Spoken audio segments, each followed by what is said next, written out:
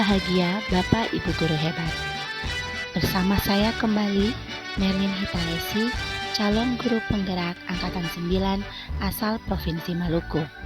Pada bagian ini, saya akan menjelaskan koneksi antar materi, kesimpulan, dan refleksi modul 1.1 yang telah saya pelajari.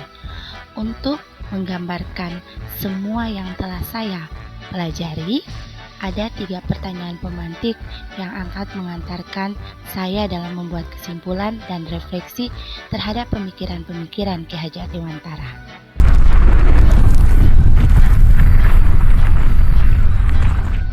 Ki Hajar Dewantara menekankan bahwa pendidikan diartikan sebagai tuntunan dalam hidup tumbuh kembangnya anak-anak. Maksud pendidikan yaitu menuntun segala kodrat yang ada pada anak-anak agar mereka dapat mencapai keselamatan dan kebahagiaan yang setinggi-tingginya, baik sebagai manusia maupun sebagai masyarakat. Dasar pendidikan Ki Hajar Dewantara, pendidikan yang menuntun. Ki Hajar Dewantara mengibaratkan pendidik sebagai seorang petani, di mana seorang petani bertugas bukan hanya menanam benih atau bibit-bibit yang sudah ada, tetapi petani harus mengenali di mana benih ini dapat tumbuh, alam yang cocok yang dapat menumbuh kembangkan benih, tetapi juga tanah yang cocok atas benih yang akan ditanam. Tidak sampai di situ saja, petani juga bertanggung jawab terhadap pemeliharaan atas tumbuh kembangnya benih tersebut. Benih-benih yang ditanam tidak lantaran dibiarkan bertumbuh begitu saja. Petani juga memiliki tugas untuk bagaimana tetap merawat, membersihkan dari tumbuhan-tumbuhan menumpang lainnya, sehingga benih itu dapat bertumbuh, berkembang dengan baik, dan menghasilkan buah. Selanjutnya, Ki Hajar Dewantara juga mengatakan bahwa pendidikan itu hanya dapat menuntun tumbuh atau hidupnya kekuatan kodrat yang ada pada anak-anak agar dapat memperbaiki laku hidup dan tumbuhnya kekuatan kodrat anak. Dengan demikian, penting seorang pendidik mengenali potensi anak, mengenali kelebihan bahkan kekurangan anak, sehingga proses menuntun dapat dimaksimalkan dengan tujuan anak tersebut dapat memperoleh kebahagiaan, keselamatan yang setinggi-tingginya, baik selaku manusia maupun di dalam hidup bermasyarakat. Selanjutnya dalam pemikirannya, Ki Hajar Dewantara juga mengibaratkan pendidikan yang berhamba kepada siswa. Berhamba dalam tanda kutip di sini, bagaimana pendidik dapat mengenal apa yang menjadi kebutuhan dari siswa. Yang terpenting adalah tumbuh kembang anak atau siswa harus disesuaikan dengan kodrat alam dan kodrat zamannya, di mana anak bertumbuh, alam, lingkungan, baik itu lingkungan keluarga, lingkungan masyarakat di mana ia tumbuh menjadi catatan penting, di mana pendidik dapat mempertebal bahkan memperkuat karakter-karakter yang ada. Dalam proses perkembangan zaman juga, pendidik hendaknya tetap memperhatikan kodrat zaman, di mana proses pendampingan harus disesuaikan dengan zaman di mana ia bertumbuh. Begitu juga penggunaan teknologi yang tepat guna dalam proses pembimbingan, baik itu pembimbingan karakter maupun dalam proses pembelajaran harus dipilih secara tepat guna. Pertanyaan pertama yang akan dibahas yaitu apa yang Anda percaya tentang murid dan pembelajaran di kelas sebelum Anda mempelajari modul 1.1 ini. Bapak Ibu Guru hebat, sebelum saya mempelajari apa yang digali pada modul 1.1 ini, saya percaya bahwa guru adalah satu-satunya sumber belajar, di mana guru bertanggung jawab untuk menyelesaikan kurikulum baik itu proses penyelesaian materi yang dilakukan oleh siswa dalam bentuk proses belajar mengajar. Guru harus benar-benar memastikan bahwa siswa harus menyelesaikan materi dalam bentuk penugasan maupun dalam bentuk proses pembelajaran. Khususnya kami, guru mata pelajaran matematika.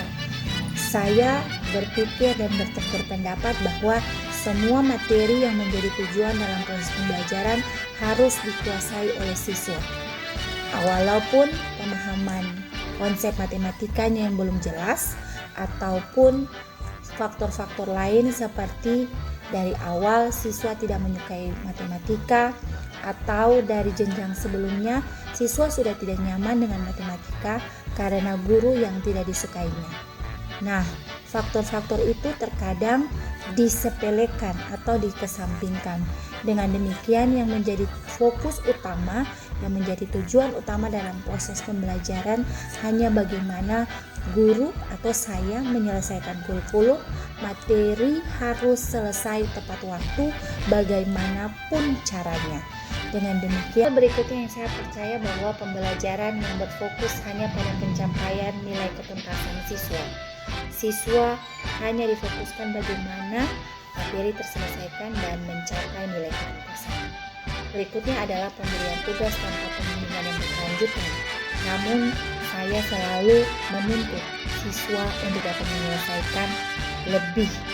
Artinya, menyelesaikan soal-soal dengan baik dan benar. Masalah untuk menyelesaikan dengan cara apapun itu adalah bagian dari hal yang harus ia perjuangkan. Yang berikutnya, saya selalu merasa diri paling benar dan tidak membuka diri untuk mendengarkan masukan dari siswa. Hal ini yang menjadi hal yang paling penting sebenarnya dalam proses pembelajaran. Selanjutnya, asesmen digunakan juga hanya untuk memperoleh nilai ketuntasan anak, namun tidak berfungsi untuk memperbaiki proses pembelajaran yang dilakukan. Pembelajaran hanya berpusat pada guru, di mana siswa tidak diberikan ruang untuk pembentukan karakter siswa karena hal yang tadi. Tujuan utama adalah bagaimana menyelesaikan materi dan harus terselesaikan sesuai dengan target, sesuai dengan program semester dan program tahunan yang telah disusun. Bapak Ibu guru hebat, pertanyaan pemantik kedua yang mengantarkan bagaimana saya mengkoneksikan materi yang telah saya pelajari pada modul 1.1 ini adalah apa yang berubah dari pemikiran atau perilaku Anda setelah mempelajari modul ini. Bapak Ibu guru, yang pertama, saya merubah mindset atau cara berpikir saya bahwa semua siswa harus diperlakukan sama apapun latar belakangnya. Nah, khusus dalam proses pembelajaran matematika, seperti faktor-faktor yang telah saya jelaskan pada pertanyaan sebelumnya. Contoh yang paling kecil, proses asesmen awal, bagaimana pemahaman awal siswa tentang materi yang akan dipelajari itu merupakan salah satu pertimbangan penting bagaimana akomodasi yang akan dibuat dalam proses pembelajaran selanjutnya. Yang kedua, bahwa saya selaku guru harus berbesar hati, membuka hati saya untuk mendengarkan keluhan siswa terkait dengan proses pembelajaran yang terjadi.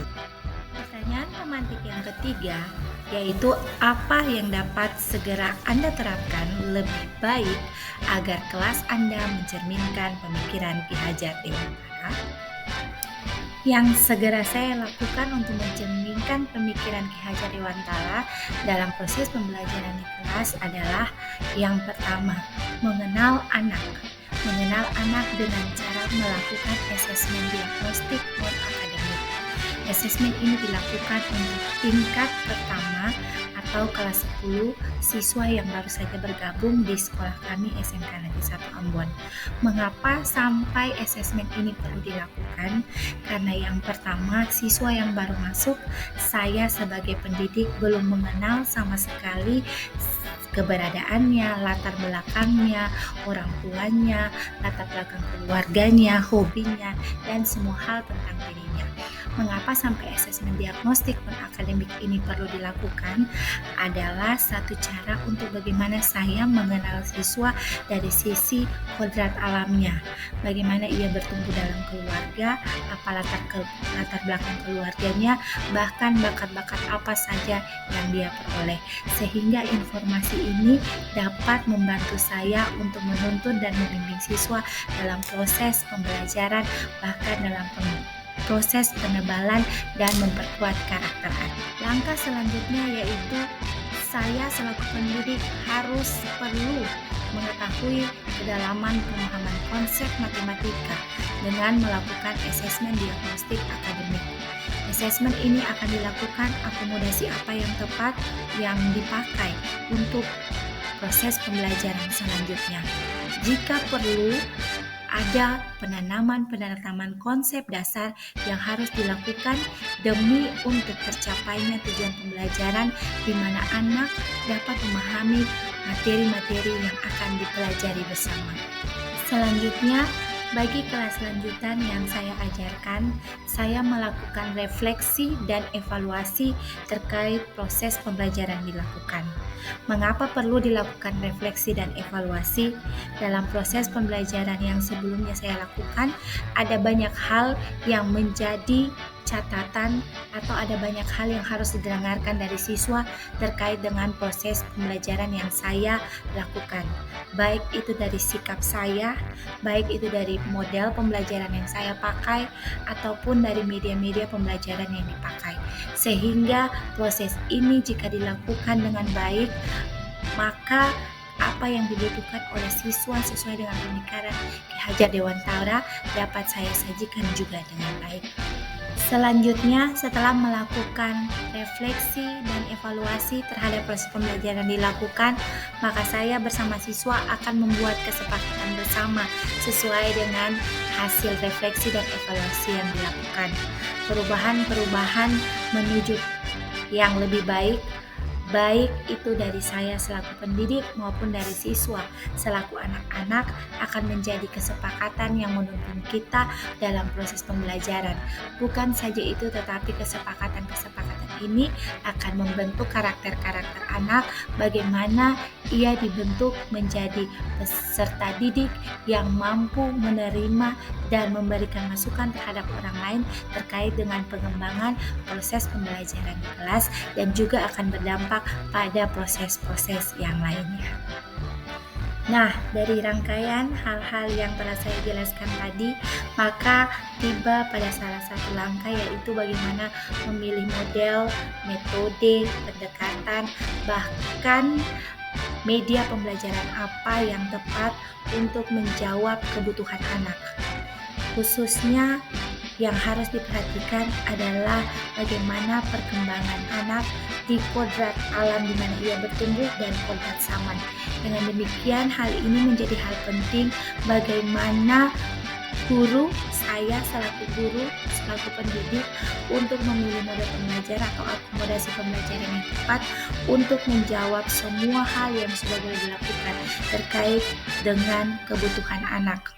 Karena proses pembelajaran matematika ini dalam tanda kutip adalah proses pembelajaran yang seringkali dimaknai dengan proses pembelajaran yang penuh dengan rumus-rumus, proses pembelajaran yang membosankan, sehingga pemilihan model, metode, dan pendekatan yang tepat adalah cara terpenting untuk menjawab semua kebutuhan anak, sehingga proses pembelajaran itu hanya bukan semata-mata dari apa yang dia pelajari untuk menanamkan konsep-konsep matematika terhadap apa yang ia pelajari, namun juga penguatan-penguatan karakter yang tertuang dan tertanam dalam model pembelajaran dan pendekatan-pendekatan yang dilakukan. Bapak Ibu guru hebat, salah satu yang saya lakukan yaitu melakukan asesmen diagnostik akademik All About Me. Dalam format ini terdapat pertanyaan-pertanyaan yang harus anak jawab tentang apakah kamu suka mata pelajaran matematika, apa alasannya, nama, tempat tanggal lahir, hobi siswa, kemudian bagaimana perasaan mereka masuk SMK Negeri 1 Ambon. tetapi ada juga bagian nama dan pekerjaan orang tua wali. Dan yang paling penting, 2 pertanyaannya, apakah Anda mengalami kesulitan belajar matematika? Berikan alasannya. Apa yang Anda inginkan pada proses belajar matematika di kelas? Sebagian besar siswa yang mengisi asesmen ini mengatakan bahwa mereka tidak bisa paham atau susah paham dengan mudah saat belajar. Kadang lupa rumus dan perkalian matematika. Nah, ada juga yang mengatakan bahwa mereka awalnya tidak suka matematika karena guru yang mengajar sebelumnya. Banyak harapan yang anak-anak ingin capai. Salah satunya adalah yang diinginkan siswa seperti pada proses pembelajaran itu dibikin seru agar tidak tegang dan proses pembelajaran menjadi mudah untuk dipahami. Proses belajar mengajar itu ada asik atau kerja akademis ini paham juga, tapi ada dua yang bisa ditangkap begitu asik mesin bosan begitu kurangan dan juga sehingga terus kasih mengajar saya kalau sekarang sehingga ngaplikan. Ibu kalau bilang dari ibunya pas belajar mengajar itu ibu menekan fokus jadi juga menggunakan PowerPoint yang dimana menggunakan tulisan yang berwarna-warna yang membuat lebih menarik. Kemudian ibu mempersingkat jalan kerja yang memang menurut ibu terlalu panjang dan terlalu sulit untuk kita pahami. Ibu mempersingkat jalan kerja tersebut supaya kita lebih mudah memahami. Terus saya juga sudah mengerti apa yang ibu terangkan. Kemudian kekurangannya itu kalau misalnya yang fokus, kalau misalnya langsung mati fokus tidak jadi ibu mengajar pakai tulis, biasanya itu ibu membelakangi. Jadi kayak kalau misalnya ibu membelakangi sebelah sini saya tidak kelihatan jalan kerja yang sedang ibu terangkan itu. Nah, Bapak Ibu guru hebat, demikianlah koneksi antara materi berupa kesimpulan dan refleksi dari pengetahuan dan pengalaman baru yang boleh saya jelaskan dalam video ini tentang pengalaman baru dan pengetahuan yang telah saya peroleh dari proses pembelajaran modul 1.1 ini. Kiranya apa yang saya buat ini dapat bermanfaat bagi Bapak Ibu guru hebat sekalian.